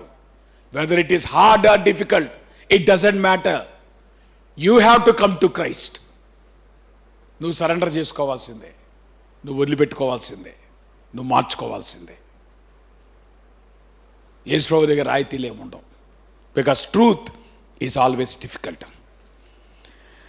రెండో విషయం కనుక గమనిస్తే అమ్మా, సత్యం అనేటువంటిది అది అట్రాక్షన్ కాదు. చాలామంది అనుకుంటారు, నన్ను భలే మంది చాలామంది వస్తున్నారు అంటే దేర్ సంథింగ్ రాంగ్. నేను అందరితో భలే ఫ్రెండ్గా ఉంటాను తెలుసా అంటే ఏదో ప్రాబ్లం ఉందని. నువ్వు అందరితో ఫ్రెండ్షిప్ మెయింటైన్ చేయగలుగుతాడమ్మా, నీ అంత మోసగాడు లేడని అర్థం. కారణం ఏంటంటే సత్యము ఎప్పుడు కూడా నిన్ను కొంతమంది నుండి తీసి పడేస్తుంది. Truth always eliminates you. నువ్వు నిజంగా సత్యం కోసం బతితే అందరితో ఫ్రెండ్షిప్ చేయలేవు. నువ్వు నిజంగా సత్యంతో బతికితే అందరితో సమాధానంగా ఉండలేవు. యేసు ప్రభువు ఏమన్నాడు? అమ్మా నేను సమాధానం పెట్టడానికి రాలా, ఏం పెట్టడానికి వచ్చాను? ఏమ్మా యేసు ప్రభు గారు జీవించినప్పుడు ఏమవుతాయి గొడవలు ఎక్కడ స్టార్ట్ అవుతాయి? మేము భలే సమాధానంగా ఉన్నట్టు ఎట్ట కుదురుద్ది అంటే కాంప్రమైజ్ అయ్యామని అర్థం. సత్యం కొన్నాడు. ఇంకో ప్రాబ్లం ఏంటంటే చూడమ్మా, అక్కడ ఏం రాయబడింది? అప్పటి నుండి ఆయన శిష్యులలో అనేకులు వెనక తీసి మరి ఎన్నడూ ఆయన వెంబడించలేదు. జాగ్రత్తగా గమనించాడమ్మా. 6వ అధ్యాయం ప్రారంభంలో యేసు ప్రభు దగ్గర ఎంతమంది ఉన్నారు కదా? 5,000 మంది పురుషులు, మీకు అందరూ తెలుసు కదా. ఏది? రొట్టెలు పంచిపెట్టాడు. సో చాలాసార్లు మనం విన్నాం. సరే పిల్లలు స్త్రీలు అందరు కలుకుంటే 6వ అధ్యాయం బిగినింగ్లో సుమారు ఎంతమంది ఉన్నారు యేసు ప్రభు దగ్గర? ఎంతమంది ఉన్నారమ్మా? కాంగ్రిగేషన్ క్రౌడ్ ఎంతమంది ఉన్నారమ్మా? ఓ 15,000 మంది వేసుకుంది, 15,000 మంది ఉన్నారు. ఇక్కడికి వచ్చేటప్పటికి ఎంతమంది ఉన్నారు? చివరికి వచ్చేటప్పటికి ఎంతమంది మిగిలేరు? మిగతా వాళ్ళంతా ఏమయ్యారు? పోనీ మిగతా వాళ్ళంతా పోయారని యేసు ప్రభు బాధపడ్డా? అయ్యో ప్రభా చాలా తప్పు అయిపోయాను ప్రభా, అనవసరంగా ఈ టీచింగ్ ఇచ్చాను ప్రభా, లాభం లేదు, ఇప్పుడు now I want to change my teaching అన్నాడా? ఎవడు ఉంటే ఏంటి, ఎవడు పోతే ఏంటి, ఎవడు వెంబడిస్తే ఏంటి, ఎవడు వెంబడించకపోతే ఏంటి, నీకు ఆ చాయిస్ లేదు. Truth is always truth. యేసు ప్రభువారు అద్భుతమైన ప్రీచర్, యేసు ప్రభువారు అద్భుతమైన టీచర్. ఒకవేళ కనుక మెగా చర్చ్ బిల్డ్ చేయాలనుకుంటే ఆయన మించిన క్రౌడ్ ఈ లోకంలో ఎవరికి ఉండదు. ఉంటుందా ఉండదా? మరి యేసు ప్రభువారు ఎందుకు మెగా చర్చ్ బిల్డ్ చేయలేదు? ఓ పెద్ద ఆడిటోరియం పెట్టి ఉండొచ్చు. అసలు యేసు ప్రభు అయితే ఆడిటోరియం కట్టక్కర్లేదమ్మా. అక్కడ యేసు ప్రభువారు ఆడిటోరియం ఉండును గాక అంటే ఉంచేది అక్కడ. ఆయన ఫైనాన్స్ కూడా అక్కర్లేదు కదా. యేసు ప్రభు ఫైనాన్స్ కావాలా ఏంటి? అసలు ఆ రోజు అంటే మన థింకింగ్ ఉన్నటువంటి పరిస్థితి ఆ రోజు ఉండుంటే యేసు ప్రభువారు ఏమనాలి? ప్రభా ఇంకా ఇదంతా సరిపోవట్లేదు, ఈ ప్లేసు స్థలాలు సరిపోవట్లేదు, కాబట్టి ఇక్కడ ఏం కావాలో పెద్ద ఇప్పుడు అంతా ఫ్యాషన్ అది అయిపోయింది, ఇప్పుడంతా ఏమంటారు ట్రెండ్ అది అయిపోయింది. ఏంటి ఆ ట్రెండ్? ఏ ఊర్లోకి వెళ్తే ఆ ఊళ్ళో ఆడిటోరియం వెలిసిపోతున్నాయి, పెద్ద పెద్ద మెగా ఆడిటోరియంలు. పాప యేసు ప్రభువారు కట్టలేదే మెగా ఆడిటోరియంని. సంగతి ఏంటంటే యేసు ప్రభువారు మెగా ఆడిటోరియం కట్టడం వేస్ట్. ఎందుకంటే అక్కడ మిగిలే సరుకు ఏం లేదని తెలుసు ఆయనకి. ఈ మెగా ఆడిటోరియం ఎందుకు కడుతున్నారు? ఫాలోవర్స్ ఉన్నారు అక్కడ, లైకులు చేసేవాళ్ళు ఎక్కువ ఉన్నారు. లైకులు కొట్టేవాళ్ళు ఉంటారు కదా. ఫాలోవర్స్ అంటే ఎవరు? ప్రభువుని వెంబడించేవాడు కాదు, లైకులు కొట్టేవాళ్ళు. కానీ అందులో శిష్యులుగా ఎంతమంది బతుకుతున్నారు? ఎవరు ప్రభు వాక్యాన్ని అనుసరించి జీవితాలు కట్టుకుంటున్నారు? ఆ సంఖ్య ఎంత ఉంటుందమ్మా? ఇప్పుడు యేసు ప్రభువారు ఇంత అద్భుతమైన సక్సెస్ఫుల్ మిషన్ చేస్తున్నప్పుడు ఆ మాట మాట్లాడకపోతే ఏముంది? పాస్టర్ గారు అంతా బాగానే ఉంది కానీ ఒక్కటి ఎంత చెప్పారండి? అది చెప్పేస్తే ఏమైపోతుంది? ఇంకా అనేక మంది వచ్చేస్తారు. ఎవరు వచ్చేస్తారు? ఇంకా అనేక మంది వచ్చేస్తారు. ఎందుకు వస్తారు? ఎవడికి కావాలమ్మా? కాంప్రమైజ్ అయ్యే మందెందుకు? నికాసుగా జీవించే శిష్యులు చాలు మనకి. ఏం చేసుకోవడానికి? లోకంలో కాంప్రమైజ్ అయ్యే మంద కంటే ప్రభు కోసం నికాసుగా బతికే శిష్యులు చాలు సంఘాల్లో. కానీ ఈరోజు సంఘాలు వాడి కొరకు తాపత్రయపట్ల. Be careful.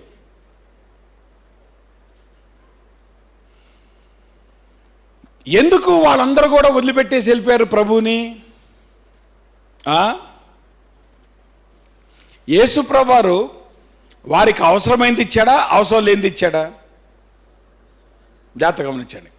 యేసు ప్రభువారు ఎప్పుడైనా అవసరమైంది ఇస్తాడా, అవసరం లేనిది ఇస్తాడా? అవసరమైంది ఇస్తాడు. మరి అవసరమైంది ఇచ్చినప్పుడు వాళ్ళు ఎందుకు వదిలిపెట్టారు? ఆయన ఏదైతే అవసరమైంది అనుకుంటో వాళ్ళకి అక్కర్లేదు కాబట్టి. ఈరోజు మన ప్రాబ్లం అదే. మనకు అవసరమైంది అక్కర్లేదు. మన ప్రాబ్లం అదేనమ్మా. మనకేంటి? దేవుడు మనకు ఏదైతే అవసరమైంది ఆయన ఇవ్వాలనుకుంటున్నాడో అది మనకు అక్కర్లేదు గనక ఆయనను వెంబడించేటువంటి ధైర్యం మనకు లేదు. So we are not able to live like disciples. శిష్యులుగా ఈ లోకంలో జీవించలేకపోతున్నాం. ఇది యేసుప్రభు మనుషులు, ఆయన కొత్త ఏం కాదు. పోనీ వాళ్ళు వెళ్ళిపోయారని యేసుప్రభు ఆయన ఏం బాధపడిపోలే, భయపడిపోలేదు. Because truth always separates you. సత్యం ఎప్పుడు కూడా లోకం నుండి నిన్ను వేరు చేయాల్సిందే. లోకంలో కలిసిపోయేవాడు సత్యాన్ని అనుసరించేవాడు కాదు. నువ్వు నిజంగా సత్యం కోసం బతికితే, నువ్వు నిజంగా నీ జీవితంలో వాస్తవంలో బతికితే, always people will eliminate you. Because ట్రూత్లో ఉన్నటువంటి క్యారెక్టరిస్టిక్ ఫీచరే ఇట్ విల్ డిజర్ట్ యూ. ఫైనల్గా ట్రూత్ అనేటువంటిది ఇట్స్ అన్ ఎక్స్క్లూజివ్ చాయిస్. యేసుప్రభు వారు సరే 15,000 మంది ఉన్నారు. అబ్బాయి ప్రసంగం స్టార్ట్ చేసినప్పుడు ఎంతమంది ఉన్నారు? 15,000 మంది ఉన్నారు. ప్రసంగం అయిపోయేటప్పటికి ఎంతమంది మిగిలేరు? 12 మంది మిగిలేరు. కాడు యేసుప్రభు వారు ఈ 12 మంది అడిగాడు, మీరు కూడా వెళ్తారా? అవునా? నెక్స్ట్ ఇప్పుడు క్వశ్చన్ ఎవరికి? కదా, శిష్యులు ఎవరైతే మిగిలేరో. నిజానికి వెళ్ళిపోయిన వాళ్ళు వీళ్ళు గొప్ప, ఎందుకు వీళ్ళు మిగిలేరు కాబట్టి. అవునమ్మా, 15,000 మంది వెళ్ళిపోతే మిగిలింది ఎంతమంది? సో యేసుప్రభు వారు నిజానికి ఏమనాలి? అరే కనీసం మీరని మిగిలేరురా, ప్రైజ్ లాడ్ అన్నాడా? ఏమన్నాడు? మీరుంటారా పోతారా అన్నాడు. ఇదేంటి ప్రభా, అసలు ఇదేనా? అసలు నీకు మొహం లేదండి ప్రభా. ఎంతమంది వెళ్ళిపోతే నేను నీ కొరకు నిలబడ్డాను కదా. మన స్టోరీ అదే కదా. పాస్టర్ గారు ఇంతమంది నేనే. సరే ఉన్నావు, ఇప్పుడు ఏం చేస్తావు? ఉంటావా పోతావా అంటే ఇప్పుడు ఎట్లా ఉంటుంది వాడికి? మనవి కదా. ఇంతమంది పోతే 12 మంది మిగిలితే చూడడు. అరే మీరు ఉంటారా పోతారా అంటే, ప్రభు ఇది ఏమైనా మర్యాదగా ఉందా? నా మాట మీకు అర్థమవుతుందా అమ్మా? That's the reality of life. జాగ్రత్తగా గమనించండి. శిష్యరకంలో అత్యధికమైన ఛాలెంజ్ ఏంటో తెలుసా? There are many times where you will leave your master. చూడండి, యేసుప్రభు శిష్యులు అసలు కీ మూమెంట్స్ ఆఫ్ యేసుప్రభు లైఫ్లో ఏ శిష్యుడు ఉన్నాడమ్మా ఆయనతో పాటు? అప్పటిదాకా కబుర్లు చెప్పిన శిష్యుడు ఒక్కడున్నాడా? సో శిష్యరకంలో యేసుప్రభు వారు ఆల్రెడీ ఆయన తెలుసు. ఏమని తెలుసు? కీ మూమెంట్స్ ఆఫ్ లైఫ్లో డిసైపుల్స్కి ఉన్న గొప్ప లక్షణం ఏంటి? శిష్యులు అంటే ఎవరాళ్ళు? మనం కూడా శిష్యులే కదా. మనం వేసుకోవచ్చా లేదా? మనం క్రౌడ్గానే ఉన్నాం మేము బహుశా కదా. మనం క్రౌడా డిసైపుల్సా? ముందు వేసుకోవాలి. సరే, ఒకవేళ డిసైపుల్ అయితే డిసైపుల్కి వచ్చాడు ప్రాబ్లం ఏంటో తెలుసా? కీ మూమెంట్స్ ఆఫ్ లైఫ్లో డిసైపుల్ దేనికి ప్రసిద్ధి అంటే సింపుల్గా మాస్టర్ వదిలిపెట్టి వెళ్ళిపోతాడు. ఫైనల్గా అమ్మా ప్రపంచంలో మిగిలేది మాస్టర్ ఒక్కడే. ప్రపంచంలో మిగిలేది ఎవరు? మాస్టర్ ఒక్కడే. ఏ శిష్యుడైనా ఏదో ఒక పాయింట్ ఆఫ్ టైంలో ఆయనను నట్టేట వదిలిపెట్టి పోయినోడే. No disciple is truthful to stay with the master. ఆ సంగతి ప్రభు తెలుసు. ప్రభు ఎప్పుడు కూడా ఆయన మాయా ప్రపంచంలో బతకలేదమ్మా, వాస్తవంలో బతికాడు. సో ఆయన కూడా అరే 12 మంది మీరే ఉన్నారు, ప్లీజ్ ప్లీజ్ ప్లీజ్ మీరు ఎక్కడికి వెళ్ళమాకండి, మీరైనా కొంచెం జాగ్రత్తగా నన్ను అని అన్నాడా? అనలే. ఏమన్నాడు? మీరైనా ఉంటారా పోతారా అంటే అప్పుడు సీమోని పేతురు కదా పెద్దన్న. ఎవరు ముందు మాట్లాడేవాడు ఇప్పుడు పెద్దన్నే. ఇతరులను మాట్లాడనీయకుండా ముందు మాట్లాడే పెద్దన్న ఎవరైనా పేతురు. మంచిదే. ఏమన్నాడు ఆయన? సీమోని పేతురు, ప్రభా యమని యొద్దకు వెళ్ళుదమో, నీవే నిత్య జీవపు మాటలు గలవాడవు.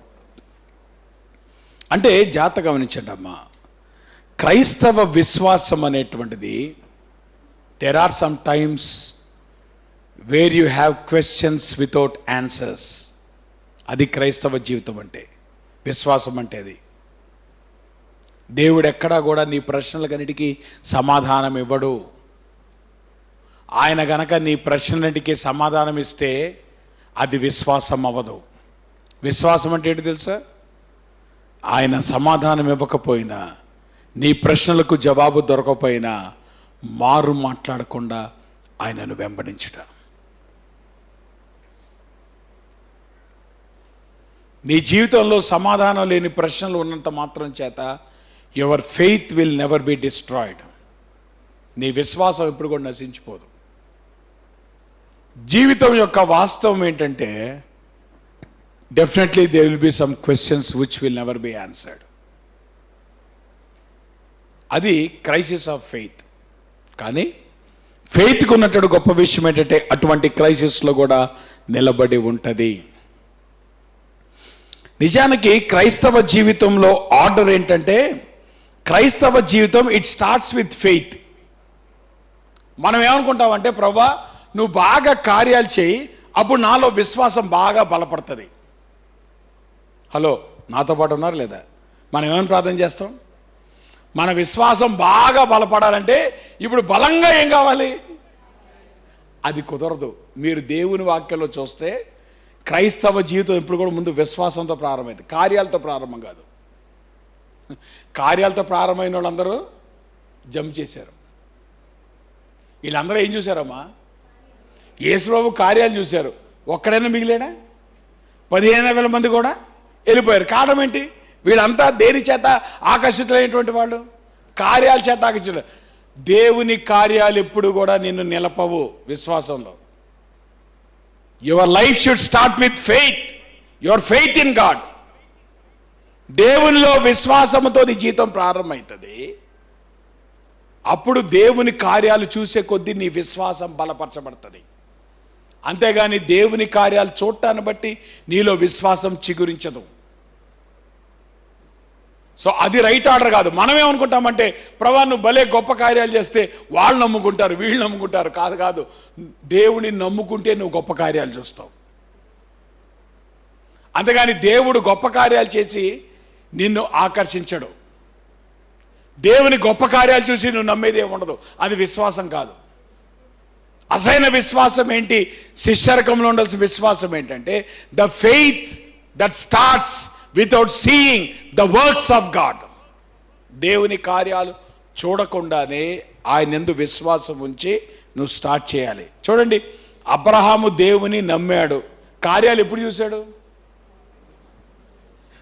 ఆయన నమ్మిన తర్వాత ఎన్ని సంవత్సరాల కార్యాలు చూశాడు? మాట్లాడరేంటమ్మా? ఆయన ప్రభు ఏ వయసులో పిలిచాడు? 75 సంవత్సరాల వయసులో పిలిచాడు. కార్యం ఏ వయసులో చేశాడు? 99 సంవత్సరాల వయసులో చేశాడు. సో లెక్క ప్రకారం, మన డెఫినేషన్ ప్రకారం అబ్రహాము ఫెయిత్ ఎప్పుడు స్టార్ట్ చేసి ఉండాలి? 75 ఇయర్స్లోనా, 19 ఇయర్స్లోనా? అవునా? 19 ఇయర్స్లో మన లెక్క ప్రకారం.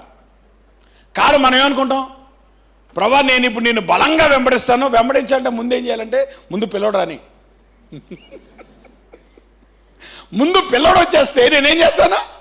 బలంగా నేను నమ్ముకోడు. ఏం నమ్ముకునేది? నువ్వు ముందు బలంగా ప్రభుని నమ్ముకో. నీ నమ్మికను బట్టి ప్రభు చూస్తాడు నీ కార్యం చేయాలా లేదా అని. ఎప్పుడు చేయాలో అప్పుడు చూస్తాడు ప్రభు. సో ఇప్పుడు అబ్రహాం జీవితంలో కార్యం ముందు స్టార్ట్ అయ్యలే. ముందు ఏం స్టార్ట్ అయిందమ్మా? ఫెయిత్ లైఫ్ స్టార్ట్ అయింది. ఫెయిత్ లైఫ్లో అబ్రాహాము ఎదిగే కొద్దీ 25 సంవత్సరాలు దేవుడు వెయిట్ చేసిన తర్వాత కార్యం చేశాడు. పోనీ దానివల్ల అబ్రాహాము ఫెయిత్ డిస్ట్రాయ్ అయిందా ఎక్కడన్నా? హికప్స్ ఉన్నాయి అబ్రాహాం యొక్క ఫెయిత్లో, ఎక్కిళ్ళు ఉన్నాయి. హికప్స్ అంటే ఎక్కిళ్ళు ఉన్నాయి. కానీ అబ్రాహాము ఎక్కడ కూడా ఫెయిత్ని వదిలిపెట్టలే. చూసారా? అంటే క్రిస్టియన్ లైఫ్లో, డిసైపుల్ లైఫ్లో ముందు ఏది స్టార్ట్ అవ్వాలి? ఇక్కడ ఈ క్రౌడ్కి శిష్యులకు ఉన్న తేడా ఒకటే. క్రౌడ్ ఆయన కార్యాలు చూశారు, ఆయన ఎందుకు విశ్వాసం ఉంచలేదు గనక ఇన్ని కార్యాలు చూసినా వాళ్ళు చేతులు దుబ్బుకొని వెళ్ళిపోయారు. శిష్యులు ఆయన కార్యాల కొరకు కాకుండా ఆయన ఎందుకు విశ్వాసం ఉంచారు గనక అందరూ వదిలిపెట్టినప్పటికీ కూడా వాళ్ళు ఆయన వదిలిపెట్టలేదు. అది పేతురు చెప్పే మాట. ప్రభా, పోనీ ఒకవేళ మాట వరుసగా అనుకున్నాం అనుకో, ఏం మాట వరుసకి? నిన్ను వదిలిపెట్టి వెళ్ళాలనుకో, నాకు ఇంకొక ఆల్టర్నేటివ్ చెప్పి ఎక్కడికి వెళ్ళాలి? చెప్పండి అమ్మా, ఇంకొక ఆల్టర్నేటివ్ ఏమైనా ఉందా మీకు లోకంలో?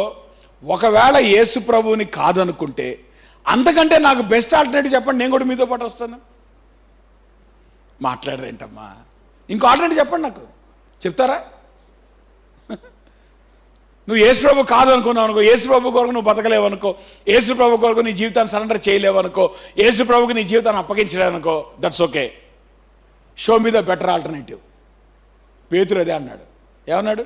ప్రభా, ఎక్కడికి వెళ్తాం? మాకు ఇంకో ఆల్టర్నేటివ్ ఏముంది? సో మాకు కష్టమైనా, మాకు నష్టమైనా, మాకు ఆశీర్వాదమైనా, మాకు భవిష్యత్ అయినా, మాకు భద్రత అయినా ఏదైనా నీలోనే ఉంది. నువ్వు తప్పితే మాకు బయట దిక్కులేదు. కనుక ఒకవేళ కష్టంగా ఉందని వదిలిపెట్టడానికి మాకు ఛాన్స్ లేదు. కారణం ఏంటంటే we don't have any other alternative. ఈ ప్రపంచంలో నిత్య జీవపు మాటలు కలిగిన వాడు కానీ, నిత్య జీవాన్ని ఇవ్వగలిగిన వాడు కానీ ఈ ప్రపంచంలో ఎవరైనా ఉన్నా అంటే యేసుక్రీస్తు ఒక్కడే. అటువంటప్పుడు నీ దగ్గర ఉండటం కష్టమైందని, నీ దగ్గర ఉండటం ఇబ్బంది అయిందని, లేదంటే నిన్ను వెంబడించడంలో కఠినత్వం ఉందని చెప్పి కనుక నిన్ను వదిలిపెట్టి వెళ్తే where is alternative? There is no other alternative. ఈ లోకములో నిత్య జీవం వెలగలిగినటువంటి వాడు కానీ, నిత్య జీవపు మాటలు కలిగినటువంటి వాడు కానీ యేసుప్రభు వారు ఒక్కడే. కాబట్టి ఒక సంగతి గమనించండి, యేసుప్రభు వారి దగ్గరికి వెళ్ళేటువంటి మార్గము కఠినంగా ఉండొచ్చు, కానీ ఆ మార్గము నేను నిత్య జీవితం నడిపిస్తుంది.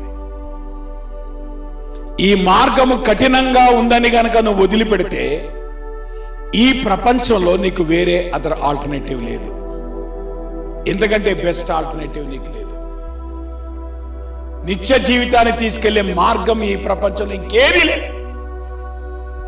కా చాయిస్ నీదే. ఈ 15,000 మంది లాగా ప్రభుని వదిలిపెట్టి వెళ్ళిపోతావా? ఆ 12 మంది లాగా ప్రభా, ఎవడు ఏదైనప్పటికీ కూడా నీవు నిత్య జీవం మాటలు గలవాడో గనక, నీ యొద్దే మాకు జీవం ఉంది గనక నిన్ను అంటు పెట్టుకొని అది కష్టమైన, అది క్లిష్టమైన, అది కఠినమైన మేము వాస్తవంలో బతుకుతాం, సత్యాన్ని అనుసరించి వెంబడిస్తాం, సత్యమునే మా జీవితాల్లో మేము కలిగి ఉంటాం అనే నిర్ణయం కనుక తీసుకోలేకపోతే you cannot live as a disciple. ప్రార్థన చేసుకుందాం. ఉదయకాల సమయంలో దేవుని వాక్య వెలుగులో మన జీవితాలు పరిశీలించుకుందాం.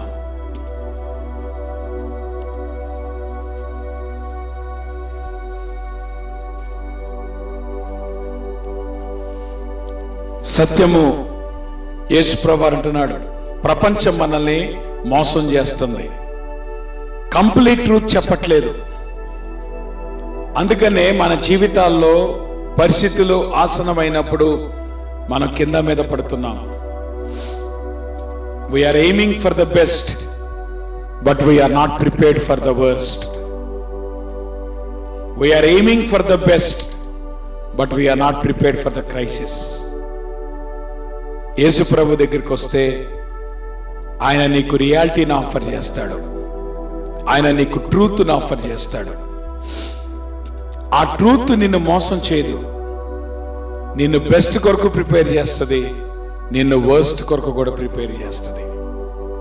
కారణం ఏంటంటే క్రైస్తవ జీవితంలో ఉన్నటువంటి బెస్ట్ పార్ట్ని ప్రభు చెప్పాడు, వర్స్ట్ పార్ట్ని కూడా ప్రభు చెప్పాడు. ఆ ప్రాసెస్లో యేసు ప్రభు యొక్క మాటను కఠినంగా ఉండబట్టి అనేక మందిని వదిలిపెట్టి వెళ్ళారు. అంత మాత్రం చేత యేసు ప్రభు వారు తన బోధన మార్చుకోలేదు. ఆయన మాటకు లోబడే శిష్యులు ఆయనకు కావాలి. ఉదయకాల సమయంలో ఆ 15,000 మంది లాగా మనం పైన ఆయన కార్యాలు చూస్తూ బ్రతకటానికి ఇష్టపడుతున్నామా?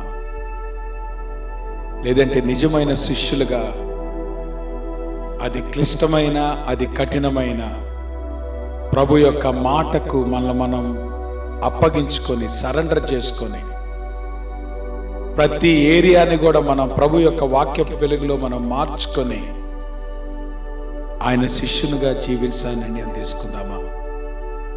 పేతురు ఆ నిర్ణయం తీసుకున్నాడు. ప్రభా, మేము ఎక్కడికి వెళ్ళగలం? ఇంతకంటే బెటర్ ఆల్టర్నేటివ్ మాకు లేదు. నీవే నిత్య జీవం మాట్లాడగలవాడు, నీ దగ్గర నిత్య జీవం ఉంది. ఉదయకాల సమయంలో ప్రభు ఆహ్వానిస్తున్నాడు, రండి పేతురులాగా ప్రభు దగ్గరికి వచ్చి ఆయన ఇచ్చేటువంటి నిత్య జీవనాన్ని పొందుకొని శిష్యులుగా ఈ లోకంలో ఆయన కొరకు ప్రతి పరిస్థితిలో జీవించాలని నిర్ణయం తీసుకుంటారా?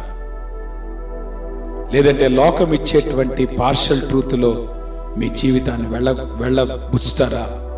చాయిస్ మీదే.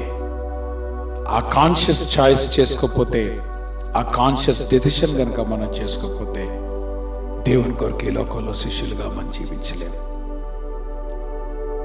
అందులో లేచి నిలబడి ముగింపు ప్రార్థన చేసుకొని ఆశీర్వాద దశలో తీసుకుందాం. ప్రేమ కలిగిన మా ప్రభువా, మీకు పరిశుద్ధ నామానికి స్తుతులు, స్తోత్రాలు, వందనాలు. ఉదయకాల సమయంలో దేవాన్ని పాద సన్నిధికి వస్తూ ఉంటున్నాం. నీ వాక్యం ద్వారా ప్రభా మీరు మాతో మాట్లాడుతున్నప్పుడు ప్రభా, ఈ లోకములో సమూహాల కొరకు మీరు తాపత్రయపడలేదు, శిష్యుల కొరకు ప్రభా మీరు ఎదురు చూశారు. మీ మాటకు లోబడి అది కష్టమైన, అది కఠినమైన, అది క్లిష్టమైన నీ కొరకు జీవించేటువంటి శిష్యులు, తమ సిలువనెత్తుకొని నిన్ను వెంబడించే శిష్యులు ప్రభు, అటువంటి వారి కొరకు మీరు చూస్తున్నారు. మా జీవితాల్లో మీరు కృప చూపించండి. నీ కార్యాలను చూడటానికి మేము ఇక్కడ రావట్లేదు, నిన్ను శిష్యునిగా వెంబడించడానికి మేము వస్తున్నాం. కనుక మా జీవితాల్లో అటువంటి కాన్షియస్ డెసిషన్ మేము తీసుకోవటానికి మీరు మాకిచ్చిన ప్రభు ఆయుష్ కొలది మీ కొరకు నమ్మకంగా జీవించడానికి, ఈ లోకంలో కొట్టుకొని పోకుండా ప్రభు నీ వాక్యం ఏదైతే చెప్తుందో దాని కొరకు మేము తాపత్రయపడటానికి, ప్రయాసపడటానికి, ఆ రీతిగా ప్రతి కుటుంబాన్ని ప్రభు మీరు నడిపించి మీరు మాత్రమే ఘనత, మహిమ, ప్రభావం పొందమని యేసు నామములో ప్రార్థిస్తున్నాం తండ్రి. పరలోకమందున్న మా తండ్రి, మీ నామం పరిశుద్ధపరచబడునుగాక, మీ రాజ్యం వచ్చునుగాక, మీ చిత్తం పరలోకం నెరవేర్చడు నెరవేరునుగాక. మా దినాహారం నేడు మాకు దయచేయండి, మా సమీక్షించుకాలను క్షమించండి, మా శోధనలో తెక్క దుష్టుడు తప్పించండి. రాజ్యము, శక్తి, మహిమ నిరంతరం మీరైనారు తండ్రి. మన తండ్రి అయిన దేవుని యొక్క ప్రేమయు, కుమారుడు యేసుక్రీస్తు వారి కృపయు, పరిశుద్ధాత్మక అన్యోన్య సహవాసం ఇప్పుడు మనకు సదాకాలము తోడయుండి ఆయన రాకడ పర్యంతము భద్రపరిచి నడిపించునుగాక. ఆశీర్వాదంబుల్ మా మీద వర్షింపజేయు మీషా, ఆశతో నమ్మి ఉన్నాము నీ సత్య వాగ్దత్తము.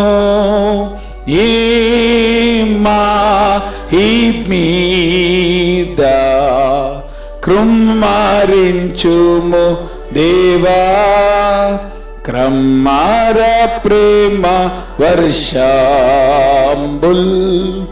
కృమ్మారించుము దేవా. ఆమేన్. అందరికీ వందనాలు. God bless. ఒకరికి పలికించుకొని వెళ్ళకు మీరు వెళ్ళొచ్చమ్మా. తిరిగి